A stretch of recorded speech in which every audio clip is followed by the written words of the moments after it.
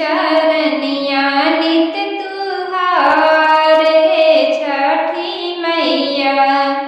पूजी चरनिया नित तुहार हे छठी मैया। पूजी चरनिया नित तुहार हे छठी मैया। पूजी चरनिया नित तुहार हे छठी मैया। रोज ही रोज माई आसन लगाई तुहरा। रोज ही रोज माई आसन लगाई तुहरा। बन रहे घर परिवार हे छठी मैया। बन रहे घर परिवार हे छठी मैया। पूजी चरनिया नित तुहार हे छठी मैया। पूजी चरनिया नित तुहार हे छठी मैया। रोज ही रोज माई भोगवा लगाई तुहरा। रोज ही रोज माई भोगवा लगाई तुहरा। बन रहे धन भंडार हे छठी मैया। बन रहे धन भंडार हे छठी मैया। पूजी चरनिया नित तुहार हे छठी मैया।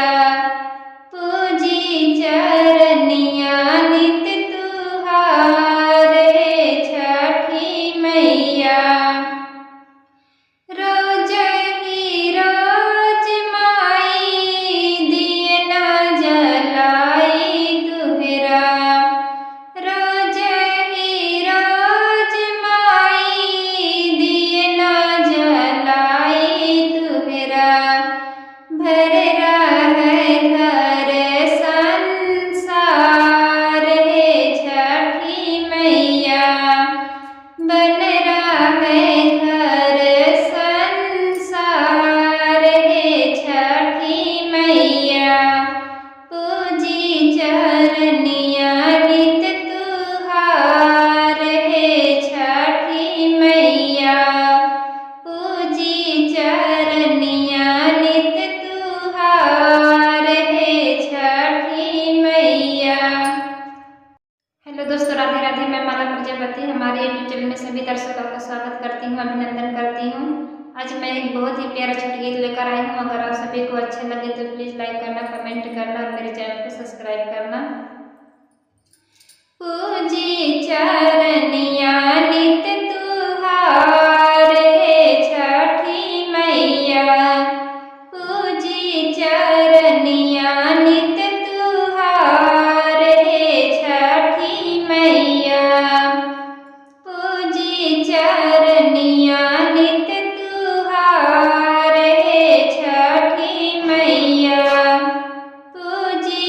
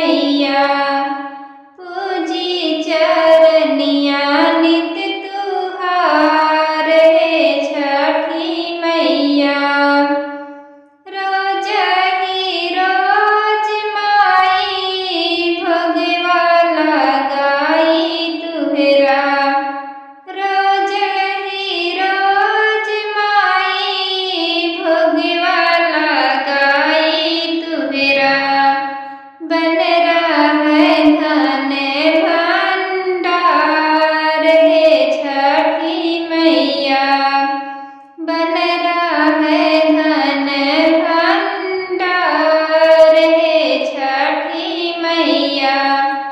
पूजी चरनिया नित तुहार हे छठी मैया।